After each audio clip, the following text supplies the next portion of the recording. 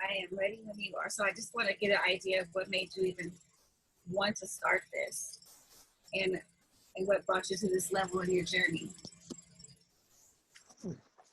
In so I have an engineering degree, and I grew up in a small town, and I never really learned how to talk to girls.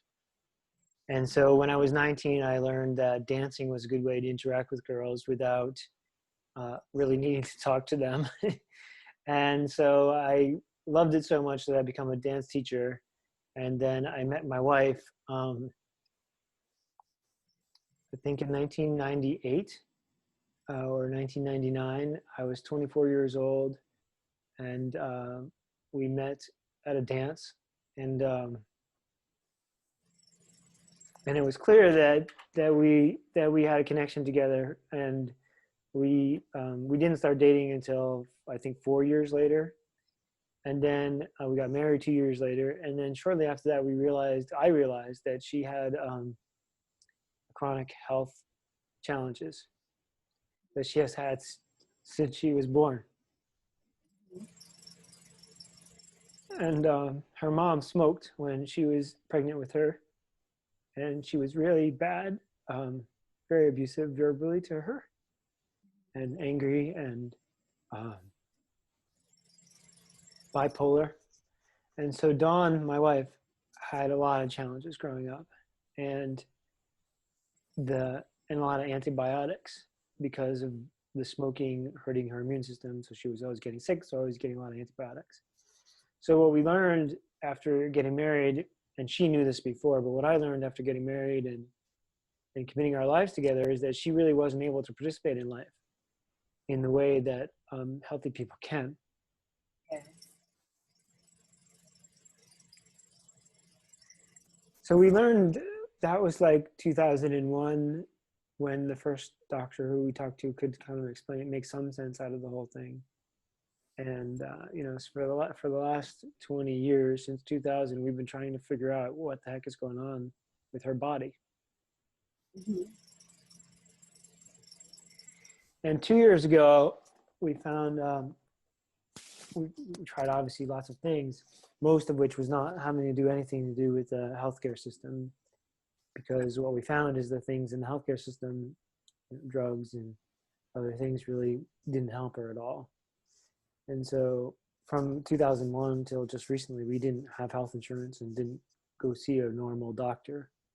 And it was like 5 years ago that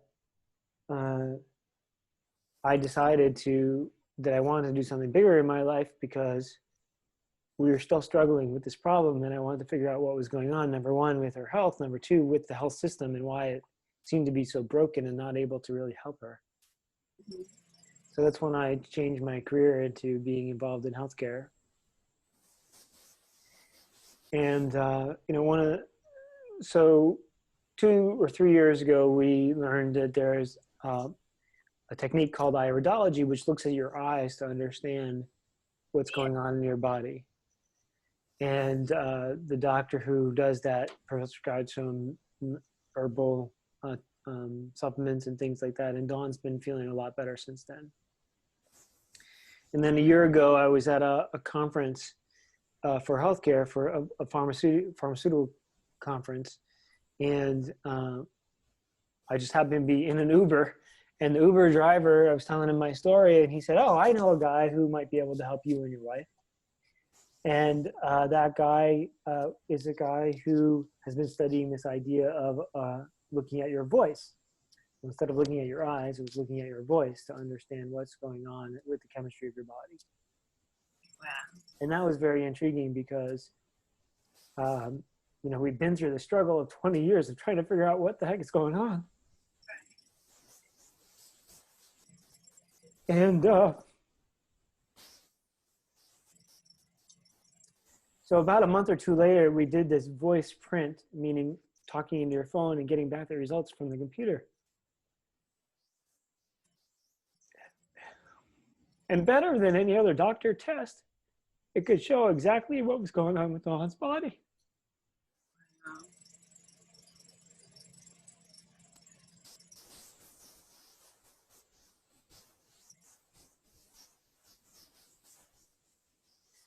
So at that time, I was working for another company, and I kept on working with this gentleman who I was introduced to learn a lot about it because I thought it was really powerful. And then about January of this year, I was looking into changing jobs because that job was ending. And amazingly, I was introduced to a person who has been studying this for 20 years, a different person, not the person who had done the original test.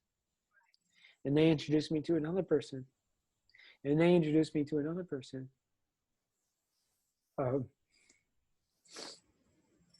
So through all that experience, I realized there is an ecosystem. There's many people working on this. It is a potential way that we can understand health that is untapped and just untapped, I'll say. And so when my job ended, my last job ended, I said, well, let me take a look at focusing on this because I think it's, been valuable for me. So it'd probably be valuable for other people. And then the whole COVID thing, came around the time at the end of my job. My last job was ending. And so I've been really just trying to figure out how can we use this new technique of listening to your voice to understand your health. And so I proposed the idea at a hackathon in late June, and a couple other people who were there resonated with the idea, and we formed this team. And so 6 weeks later, we now have a patent, a license to a patent for doing this technology, using a technique to look at your voice for your health. And we're going to share it with the world. This is a great story. And the thing is, I just want people to be healthy. I just want to be healthy. I want it to be easy to be healthy. It shouldn't be a fucking struggle to be healthy. Right. You're right. We take it for granted too, the people that have it. We just don't realize that it's not like that for everyone. So yeah. I like the crescendo of this, like 6 weeks later. I mean, this is big that we have IP, we have a patent, and we're well on our way to sharing it with the world.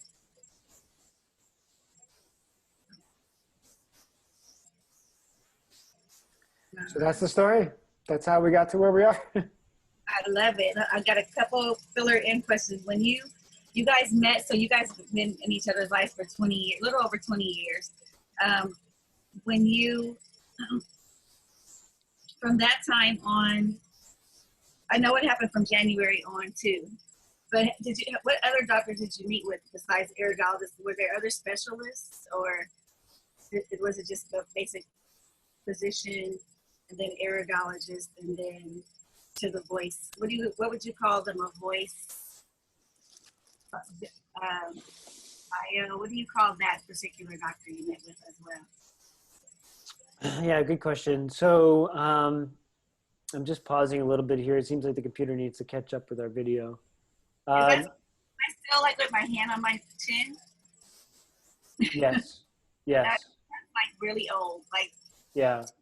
So maybe can you shut off your video on your side, and then we'll just capture mine and see if that's better. Hopefully it's capturing the audio okay. I'm getting yours. I'm getting okay. you. Okay. Yeah, so I don't know what you call a vocal biostatistician, vocal physician doctor. I don't know what the name is for that, or if there's a name for that. That's an interesting point, right? We should come up with a name for that for our company. What is so? I mean, I think the thing is that you can use lots of names, and a lot of names have legal ramifications, right? You could say healer or practitioner or doctor or whatever. I think maybe facilitator, or because the thing is that your body knows how to heal itself. You just need to give it the right environment and the right information and the right nutrition. So maybe facilitator is the best way to go about it. So that's it's a great point, right? We should come up with that story, and our branding is like, what is this person who uses this technique, right? So it's really, it's a technique, it's not the person. The person can be any of those things: facilitator, doctor, teacher, nurse, mom, whatever is a technique of understanding your biology that's accomplished through the voice and the software that comes from that. So that's kind of one way to answer your question, Jamil. The second thing is, in terms of your other question, other doctors. So we've seen it basically every doctor on the planet. We've seen DOs, which is doctor of osteopathy, I think, and then obviously chiropractors and sound healers and hand healers and everything, right? Rolfing and this kind of massage, that kind of massage. We had a thing where they thought that there was scar tissue in her body, and so they put a cream on her back and run a hard piece of metal across her back really hard to break up the scar tissue. And just all kinds of things that were very painful, very expensive, not necessarily working. Just a boatload of things, saunas, everything you can think of. And the thing that really ended up working is this understanding that fundamentally her lymph system, which is the system that cleans out the toxins in your body, was not functioning. And I've never heard any doctor say to me, your lymph system is not functioning. I'm not trying to make the doctors bad. I'm just curious how much they actually even know about the lymph system, or if it exists, or how it works. The point is that I've not heard any doctors in 45 years of living talk to me about my lymph system. But fundamentally, if that's not working, that's why you can't go to the bathroom, why you can't pee, why you can't poop, why you got to literally get the shit out of your body. Otherwise, it's going to back up in your body and cause all kinds of problems. It's a simple thing. I think a lot of times people talk about in the world today, inflammation, right? That's the big topic about disease these days, inflammation. And I think that's interesting, but I think it's in a way like, and I'm not a doctor, so don't quote me on this, but in a way it's kind of a red herring, in that as an engineer, I would say that's a symptom, not the cause. Let's talk about inflammation. Okay, inflammation. You can make inflammation go down, but what's the cause of the inflammation? Let's talk about that, right? And so I think it's partially that the food that you're eating, of course, and maybe the lymph system not functioning, and of course, not being in touch with the earth and balancing out the electrical charge of your body, which is what we talk about when we say antioxidants and oxidants and all that thing. That's the electrical charge of your body. How do you discharge that charge and get it back to a good, healthy state? I think when we talk about pH, we talk about that, but we don't talk about electrical, we just say pH. But pH is, by definition, the charge of your body, right? We say plus or minus a certain amount of charge. Alkalinity is charge, is chemistry. And so the reason I'm saying all that is to say that I think that there's lots of opportunities for being more accurate and more clear, better at how we look at health. And everybody talks about holistic and whole system and mental and emotional and all that stuff, and that's good. I think few people are talking about just the basic function, right? Intake and outtake. And if those things are not functioning right, then of course you're going to be sick, right?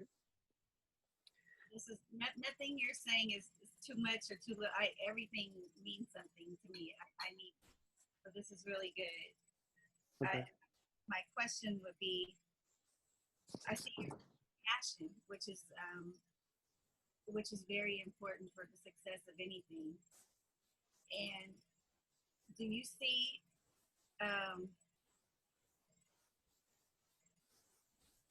if I were to personify Well Flow, would you see it being somewhat of a superhero, an advocate for society, or more of a nurturer?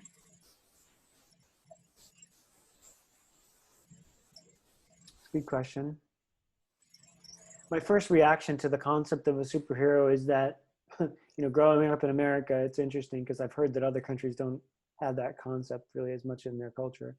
Obviously, here in this culture, we have, the concept. And my reaction to that is I don't think we want to be thought of as a superhero. because I feel like that's an external force. And generally, I want people to be empowered themselves and to feel like they can make a difference and be better themselves.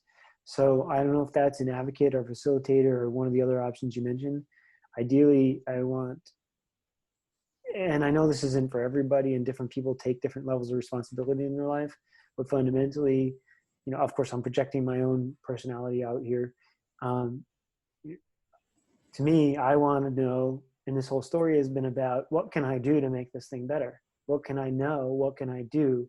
What can I learn to take power to myself and take it away from the doctor or the insurance company who's telling me what to do or managing my money based on what they think is right.